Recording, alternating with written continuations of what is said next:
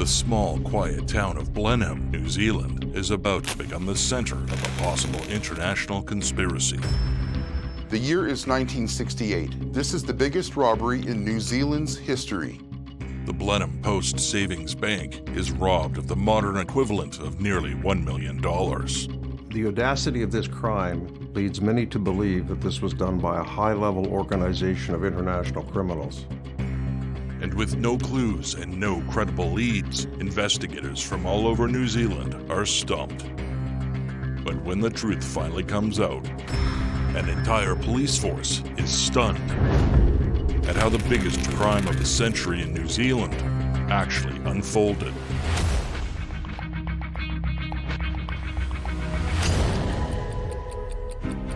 Nice score there with nice banks, loaded with money, waiting to be taken.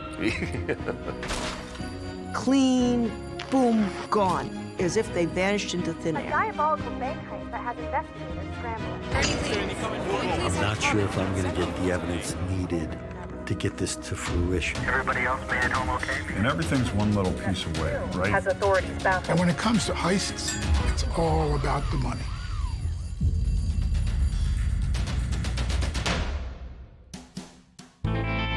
New Zealand was discovered by Polynesian explorer Tupe more than 1,000 years ago. European settlers didn't arrive until the mid-1850s. The town of Blenheim is located on the South Island of New Zealand.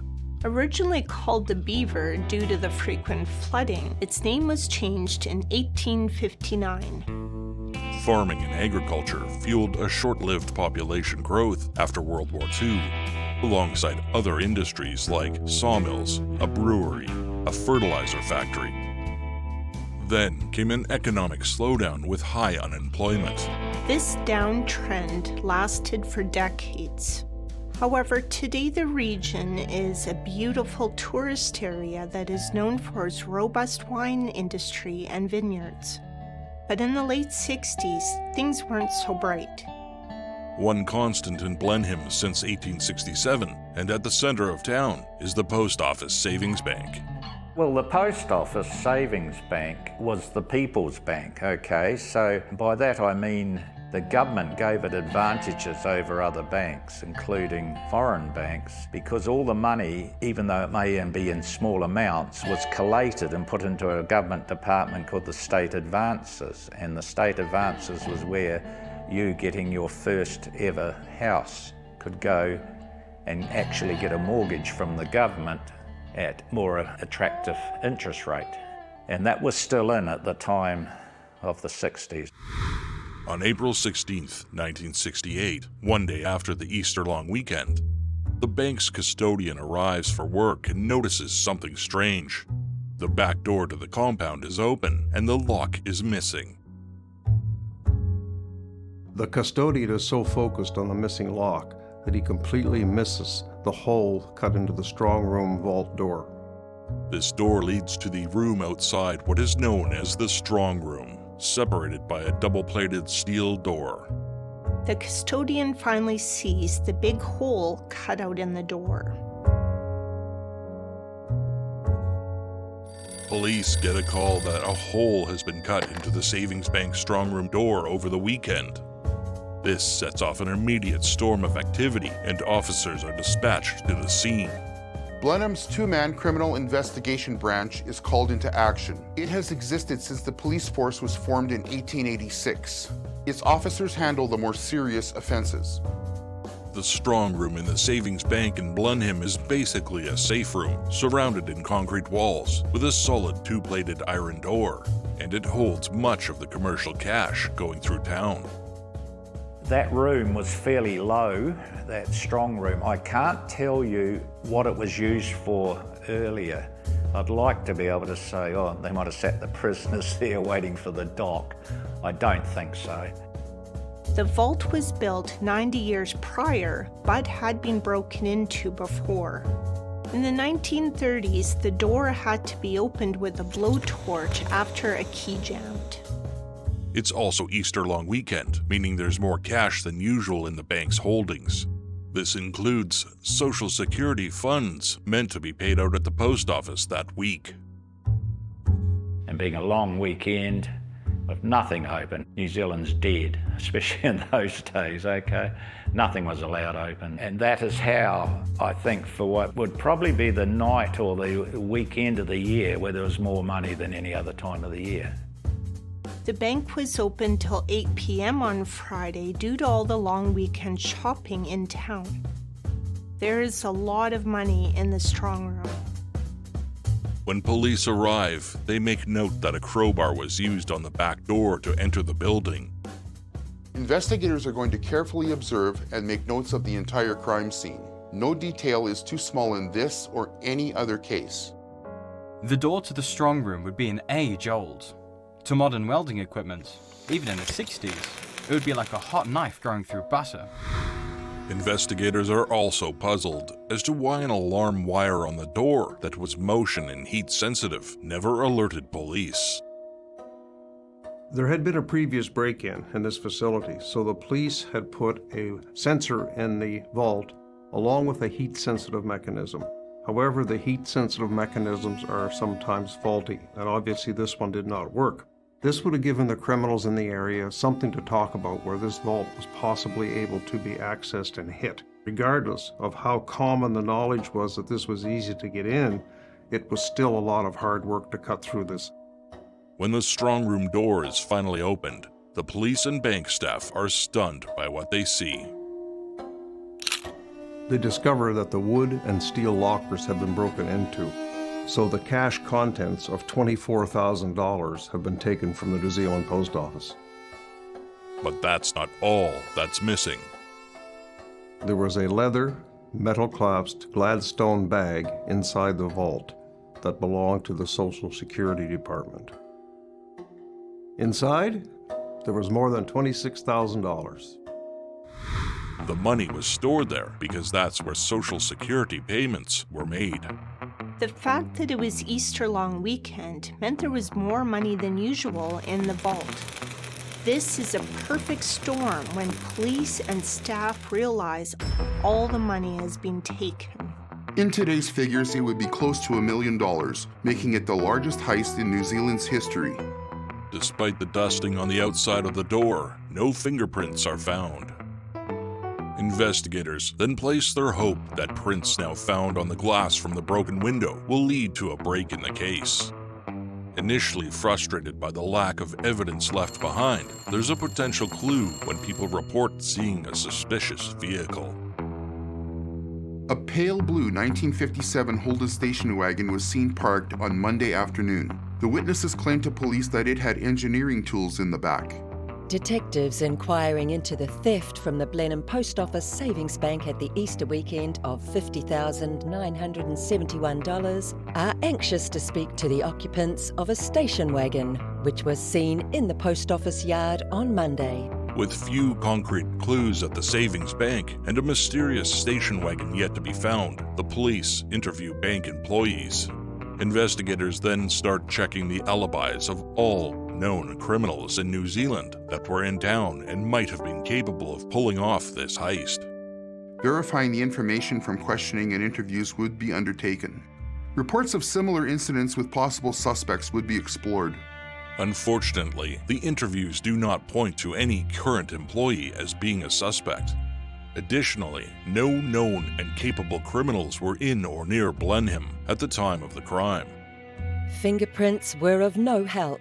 The perfect set of fingerprints found on the Blenheim Post Office Savings Bank window after the $51,000 robbery of the bank's strong room during Easter have led nowhere. Meanwhile, the press and public begin questioning how security could have been so negligent on what was clearly a large amount of money in the savings bank over the Easter long weekend. The police and local government are criticized for not being more aware of what was happening at the bank. Yeah, the press just got more sensationalism, I think. Because they weren't getting any leads and getting idea, I think in the mind of the police, the culprits were getting further removed and larger in life. Does that make sense? Till they're starting to talk about overseas and out of town. And We didn't have Bonnie and Clyde sort of days where gangs went around and hit little towns and all that. But it certainly caught the imagination. I mean, imagine the whole town talking about it. But that didn't take a lot in a town this size, did it? The one thing clear to the detectives is that this heist was acted out by high-level professionals who were rehearsed, dedicated, and motivated to taking as much money as possible. In a case like this, it makes people wonder if and when a gang can strike again. Will police be able to stop them in the future?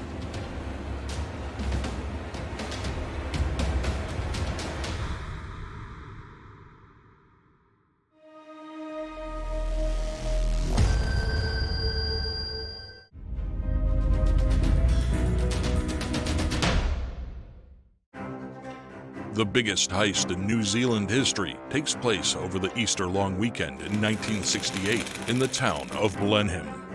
With the current day value of almost $1 million taken, authorities are at a loss as to how this happened and remained undetected for days. It was almost a clean job from start to finish. There was only one set of fingerprints recovered from the scene, and they can't match it to any known criminals. After interviewing the bank and postal staff, the police cast a wider net. Local and international attention puts mounting pressure on investigators, who also have to contend with constant distractions. In any high-profile case, there will always be people attempting to give information to help the investigators. Investigators can't dismiss any tips. Possible leads need to be followed up to either confirm or dismiss them. However, one caller wants to turn themselves in for the robbery. This particular caller was told that he could be charged with mischief and obstruction of justice and not to call again. Police did, however, have their eye on one person, Trevor Nash. In 1956, Trevor Nash and his gang entered the Waterfront Industries Commission in Auckland in the dead of the night. They ended up taking $19,000 in what was later dubbed the Waterfront Payroll Robbery. Nash and the others were arrested and sent to jail. But he escaped 4 years later and quickly became a local folk hero whose legend still looms large in New Zealand. This robbery was carried out with precision by persons who knew what they were doing. No violence was involved and no clues were left behind. This gives investigators very little to go on. So it's not out of the ordinary that attention would go towards Nash, since he's done something like this before. This robbery would definitely fit his style of operation. The only problem, the suspect Nash was in jail at the time of this robbery. Investigators continue following any and all clues and come to the conclusion that an international gang must have pulled off this elaborate heist. The chances of this robbery being done by an international gang was rather unlikely. However, it is possible. The burglars had, in all probability, surveyed the savings bank beforehand. With no fingerprints and little evidence, police started what was the largest manhunt in New Zealand history. Investigators continued to examine what little evidence was left behind, including a broken window from the savings bank. Even a partial fingerprint can identify someone or lead the police to look closer at a certain person because of the matchup. Only a certain number of points on a finger have to be identified. If they can find 20 or 30 that are matching, it can lead them in the right direction to find the owner of those prints. The hard work by investigators pays off as fingerprints are found on the window. Around the same time, the filing cabinet from outside of the strong room and the empty cash boxes from the vault were shipped to Wellington for further examination. In the process of a crime, there are often careless little things that occur accidentally.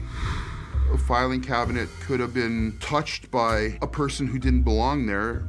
Whether they put a tool on it or just leaned against it, it would be enough to leave a fingerprint. And by taking it in and having it examined, they can, again, use the process of elimination and eliminate bank staff, post office staff from someone who doesn't belong there at all.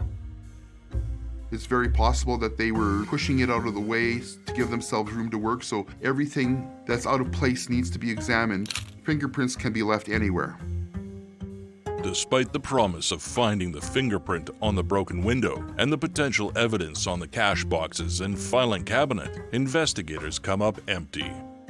The perfect set of fingerprints, found on the Blenheim Post Office Savings Bank window after the $51,000 robbery of the bank's strong room during Easter, have led nowhere.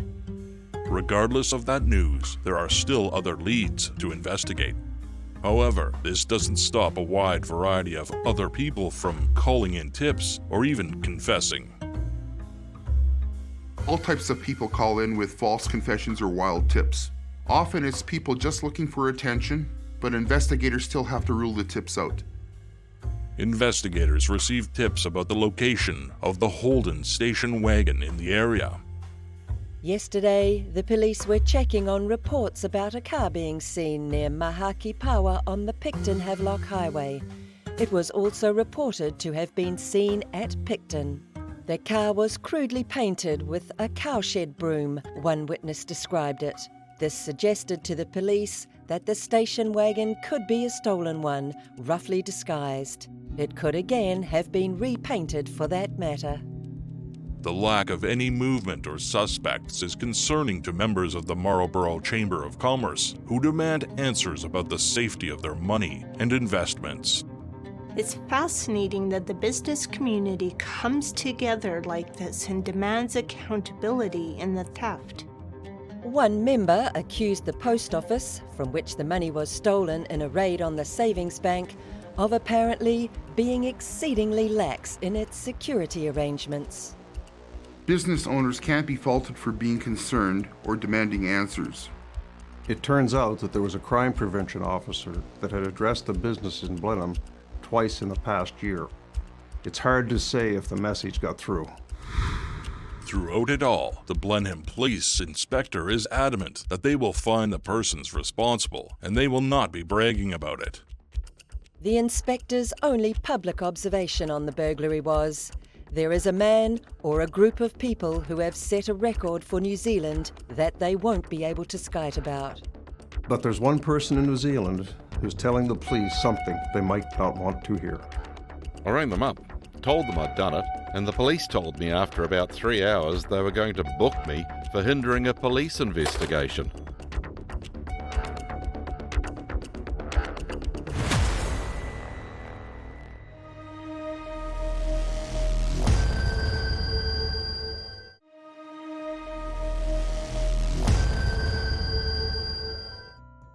The police in Blenheim are joined by detectives from around New Zealand, all trying to solve what appears to be the perfect heist. At this point, the case has no witnesses or fingerprints. It appears to be a very clean crime scene. The town becomes the focus of international headlines, and police are split on it being an inside job or perpetrated by an international gang. Police are under intense pressure and scrutiny. They need a lucky break. At one point, bank teller Alan Diamani recalls hearing two men attempting to turn themselves in to the police for the crime at different times. I can clearly remember them both trying to own up to it at different times. But each time, the men would get sent home or just leave because no one would talk to them. Little did police know that the perpetrators were closer than they could imagine. In 1968, Ray Hancock was a 29-year-old welder at a piggery farm owned by the Simonson brothers. He was, by all accounts, an expert engineer that could build anything. Some late evening drinks with friends ahead of the Easter long weekend brings up an interesting proposition. The usual collective of mates was gathered at the Criterion Hotel, having a whinge into our beer about work seemed to get us nowhere. It was the usual subject of conversation at such gatherings, and came up with the casual comment that we'll just have to rob a bank. There's that throwaway line about robbing a bank, but no one really means it at first. During general discussion and with blasé expression, I stated one did not need to be a rocket scientist to knock off a bank. Logical skill and an amount of luck, keep it tidy, and you'd be sweet. After a few drinks, people can come up with all sorts of grand plans. But one friend, Jeff Sargent, wasn't so dismissive. Jeff was complete opposite to him, yet they were good mates. And Jeff was, we'd use a term called laid back. Never got too excitable, and he was never an aggressive type or anything. Pretty easy going, almost like someone, just enjoying life to walk through the day rather than, he never came across as being extremely ambitious or anything. Jeff, who used to work at the post office some years before, said to me the bank's security system was Mickey Mouse. Apart from their sneaky alarm system, which I found to be quite unsporting, we could do it. It needed the gas and a Jimmy bar, and we were in business. Yeah, sounds a piece of piss. This discussion we kept to ourselves, and then had another glass for some extent of the so-called planning. One or how many more drinks, and it was home time. The police send one officer down to speak with Ray at his house. He came and we talked. Later, plainclothes officers arrive and join in the conversation. They were quite pushy. At one point, I needed to go for a leak. The toilet was around the outside. I'm halfway to the loo when a voice behind me snarls, "Hold it," diving his hand into his jacket pocket. I turned and very quietly said to him, "Don't try it." I was pretty much full-time hunting and very coordinated at this time. "You'll never make it." Thank Christ he listened. It was that close to massive drama. The officers make the decision to take Ray down to the station for further questioning. Officers are trying various interrogation techniques in order to get more information out of Hancock, with varying results. It came in all facets of approach, even 2 or 3 of them bursting into the room, all aggression and snarling, "We've had enough of this." It's obvious that the interrogation methods they are employing aren't working on Ray. I was smoking at the time, casually looked at them, slowly stood up, squashed my cigarette in the tray and calmly said to them, "I've heard of you guys getting tough, though I never believed it. I guess we'll find out, eh?" And they looked at one another and left without a word. But the police weren't done. Despite Ray's claims that he acted alone, police brought in someone else they believe was associated with the crime. They weren't wearing it, and brought Jeff in from the field at Lands and Survey where he was working. We had prepared for this situation. Investigators start off by keeping Jeff and Ray separate, but eventually pulled them into the same room. Then, much later, they brought us together, and individuals tried their individual type of psychology, to no avail. They were becoming exasperated. They had the lot, but had nothing. It seems to the police that it was Ray and Jeff that pulled off this heist without much pushback from them. And they broke in through that door and then cut through that safe. That safe, I would suspect, probably hadn't been upgraded since very early days of when they decided that it was going to be a safe. The night of the heist, Ray and Jeff bypass an old lock and find themselves standing in front of the vault door. But stopping them almost before they even begin is an alarm on the vault door. I'd never seen one before in my life. It was placed over the vault door lock, being magnetic, which would activate if removed. Not in the bank, but in the telephone exchange next to the police station across town. We'd not have had any idea if we'd activated it or not. Sneaky. While cutting, Ray would turn off the gas on the blowtorch to examine his work, which meant the torch had to be relit each time with matches, which were left behind. Yes, it was a trademark of mine, but I didn't drop them on the floor, Jeff did. Oh, and they were not placed in some triangular position or such as claimed by another expert. Ray cuts through the outer plate and then gets to work on the inner plate, but expects to be stopped at any time by the police. After 30 minutes of cutting, Ray finally breaks through the inner plate. Short time later, we were gazing into the inside of the strong room. Time to relax and wait and see if we'd woken anyone up at the watch control, then to enter the vault. Now inside the vault, the two men are almost at a loss at all of the riches inside. Money trays from various tellers were under lock and key in pressed steel cabinets, the kind commonly used for property security in schools and workplaces. One twist with a screwdriver and the door was open, laying bare the sections of dollar notes, one cabinet after another. The pile of dough just kept rising. There was certainly a beer or two in that lot. Ray notices a Gladstone bag in one of the cabinets. Jeff tells him to forget the bag, but Ray keeps going back for it, and eventually curiosity gets him to open up the bag. You'd never seen such a pile of money.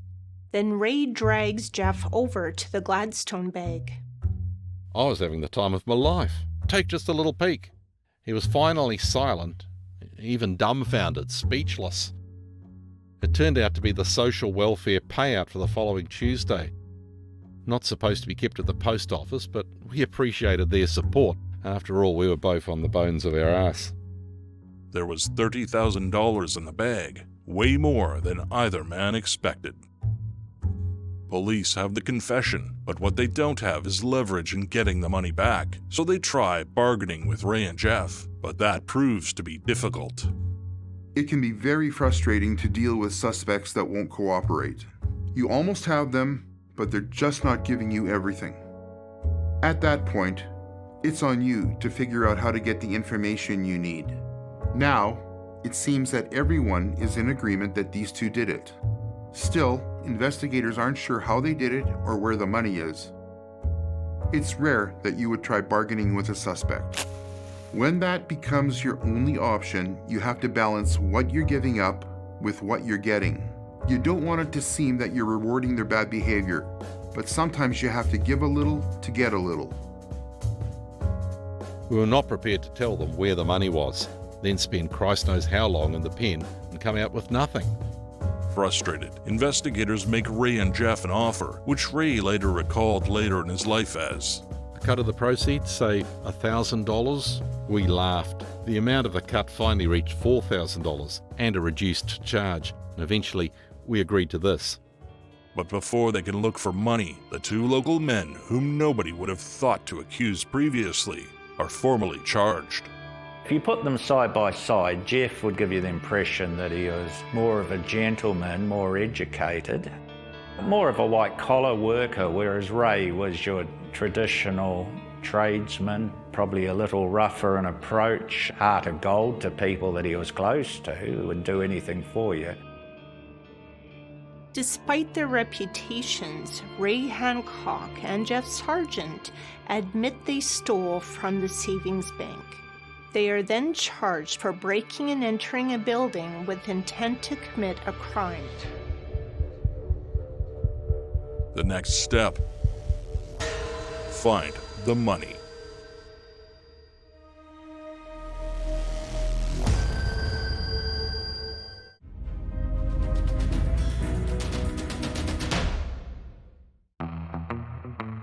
In New Zealand, the Blenheim Post Office Savings and Bank is robbed of the modern-day equivalent of nearly $1 million. Despite help from all over New Zealand and a theory that an international gang has pulled it off, the truth is a lot closer to home. Two local men, Ray Hancock and Jeff Sargent, confess to the robbery. Straight after the bank, they return the blowtorch to the workshop and head to Ray's house to count the cash. The amount of money the two men have almost overwhelms them, and they aren't quite sure how much they have taken, or what to do with it. Ray buries a good amount of the cash, and of all places, under a dog kennel in his backyard. The rest of the money is put into plastic bags and taken, along with some rifles, out to their vehicle. Their plan was to take the money, drive approximately 65 kilometers and bury the money at the Marlborough Sounds bush. If they happened to get pulled over, well, they have their rifles and they were planning to go hunting. To them, it seems like a reasonable plan. We pulled up at what's now known as Raspberry Bay, a sparse bay with a massive gum tree in the basin, which acted as a good base identity. We scratched the top coverage out of the way and dug a hole with a jungle knife, machete. We didn't want to be seen going hunting with a spade. We covered over the top, litter replaced, job completed. Apparently it's here that the two men made a pact to never give up where the money was hidden.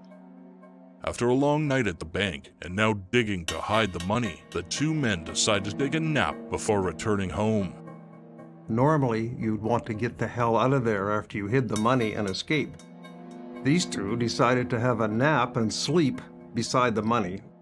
However, there was some extra money lying around, forgotten, when they returned home.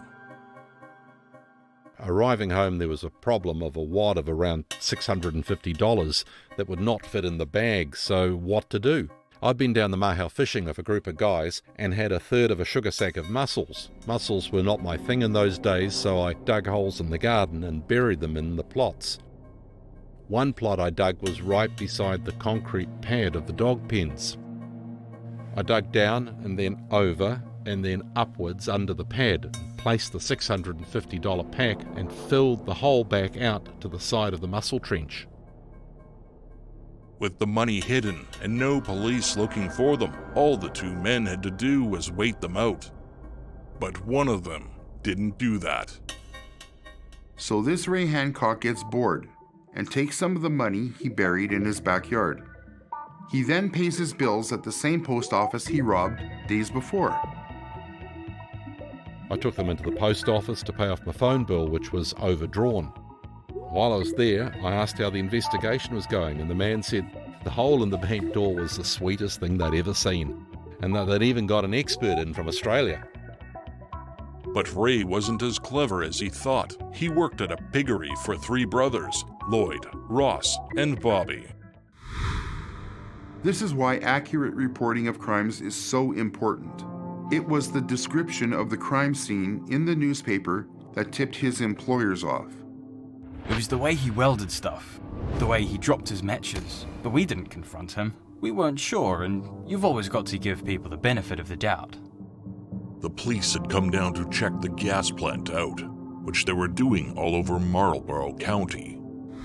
Ray's boss, Lloyd, was convinced Ray had been the one to rob the bank. So he helped cover his tracks by burning the floor mats before the police got to them.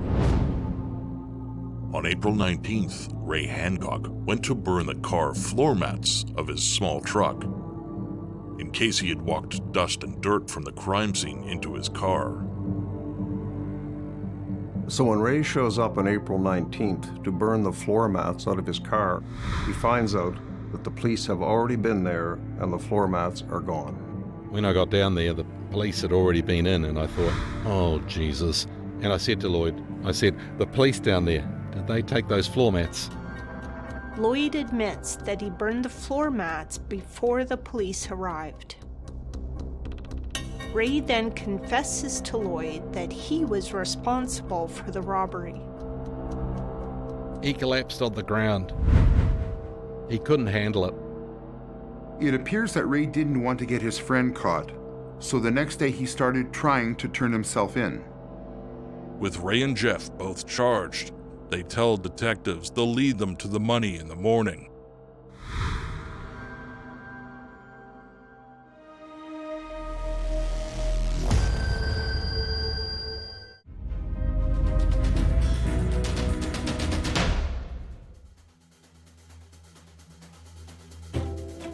In 1968, Ray Hancock and Jeff Surgeon break into the Blenheim Post Office Savings Bank on the Easter long weekend.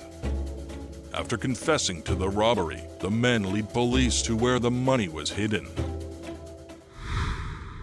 Ray and Jeff lead police deep into the bush, looking for the hidden money. We pulled up at what is now Raspberry Bay and walked down into the bush by torchlight, sought out the large gum tree, then paced the required distance and direction from the then gum tree and said to them, "It's here." They said, "Hold on," surveyed the vicinity, could not identify any disturbance to the ground surface. "All right, where the hell is it?" "You're standing on it," I answered. So Ray digs for the bag and eventually finds it. But it is full of water due to an extremely wet weekend. They were told to stand back and didn't actually see the money. The police lifted up the money, and according to Jeff, I think, but he may not have realised that Ray had used a little bit, but it was only peanuts to the overall amount. So. And there was a strong rumour all over town of different suppositions of where the missing money was. But there's still money missing. Officers are with Ray as he gives them the money from under the doghouse at his house.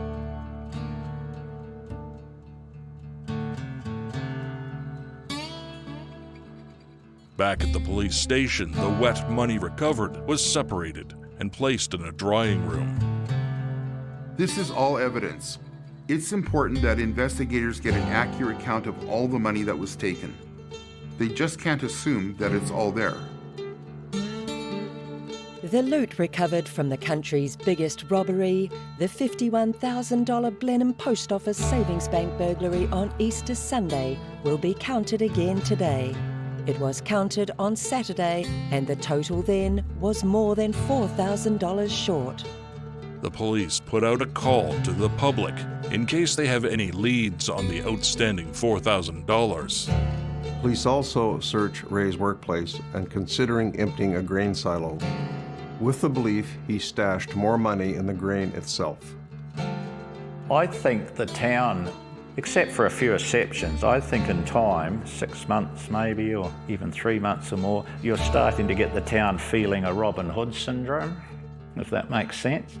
Yeah, they broke the law, but you know, the two of them, they're really, you know, they walk amongst us, they did a silly thing. And by Robin Hood, I mean they didn't steal it to spread the money out through the people. With Hancock and Sargent in custody, police keep searching for that money, but have no luck. Today, the police, despite pouring rain, are searching for the missing money, which they believe may be used notes buried separately from the new notes, most of which is thought have been recovered. The reason for keeping the notes apart, police believe, may have been that the robbers wanted to have the used notes more readily available. Despite the efforts, police never find the money. Come to a Saturday morning after Easter, it was around to the Blenheim courthouse to be charged. I've never got any satisfaction from a lawyer in my life. It was a simple charge of breaking and entering the post office. Guilty, no sweat. I finally got to see a lawyer, Tony Willie from the law firm that the Simonsons used. It was obvious from the start that Tony was not impressed with the job. His visit was brief, involved little. We had pleaded guilty, and that was to be the sole one and only contact I was to have. Ray's partner in crime, Jeff, got a duty lawyer at the same time. 2 weeks after a drunken dare and using a blowtorch to take money from the savings bank, Ray and Jeff plead guilty to breaking and entering with intent to commit a crime. I think the town come to accept that it was a caper more than a crime, if that in maybe more American parlance, you know what I mean? And I wouldn't say they were sympathetic. I think the town thought that they would have to be reprimanded. And what did they get in the end? Only 3 years? Ray and Jeff were clearly not violent career criminals, but because they had turned themselves in, the judge took this into consideration, but they had still robbed a bank. Neither of you had any real need of money. Neither of you had done anything dishonest before in your lives, so far as one can make out, and I do not think either of you will ever do a dishonest thing again. There was an outpouring of support for Ray and Jeff, including a letter sent to Hancock's lawyer from a former teacher. We who knew him in the school found it hard to associate him with so serious a crime. If there is anything any of us on the staff can do for Ray in this unfortunate crisis of his life, please let us know.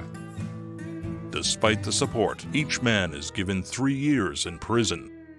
And yet there's some basic defect in your ethical makeup because you deliberately settled down and planned a burglary for the purposes of stealing money from the post office savings bank.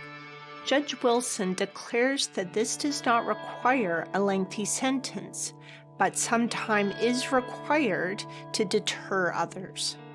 Both men serve time at numerous correctional facilities in New Zealand and are paroled after 2 years. Ray spends the rest of his life enjoying telling the story of the time he and Jeff robbed the local bank to journalists and tourists. Jeff Sargent moves to Australia and chooses to simply forget all about the heist. So, according to Jeff, the fact they succeeded became a problem because they didn't know what the hell to do. We all see TV and watch movies and that today, and there's an old saying, isn't it? The best laid plans can go astray. And here's two local lads on the booze that never planned anything, did it impromptuly, and it was the perfect robbery to the point, and I can still remember this clearly.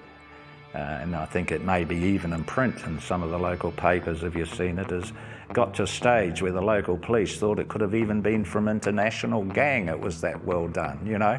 And I think that was the irony of the whole thing, that if they had planned it, they probably would never have succeeded.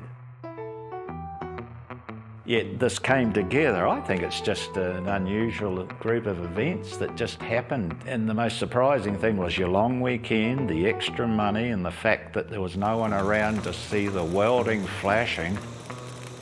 Jeff, I can remember saying, he said, there's no way that there wasn't going to be a knock on the door. He said, I've seen the lights flashing up. Because it's twice as, the ceiling would be that height, but the room would be more or less square. And when you've got windows going up to, 2/3 of the way up, and the blinds aren't tight on them because of the height, not only did they pull off the perfect crime, which was never planned, I think the proceeds was a lot higher than was ever thought. And I think there was a bit of a come down to earth, sobering up effect of bloody hell. This is bigger than we thought. What do we do? So they buried the money in plastic, and I'm pretty sure Jeff said they never ever kept any. Looking back on the crime, Ray offers a surprising take. The police said we should never have given it back. The legal profession said we should never have given it back. They brought a priest that came around to see me, and he said we should never have given it back. It's incredible to think that this crime born in a pub might almost go unsolved if Ray and Jeff had not confessed. Yeah, I just think it's an amazing set of circumstances. You couldn't plan it. It may never have come together again.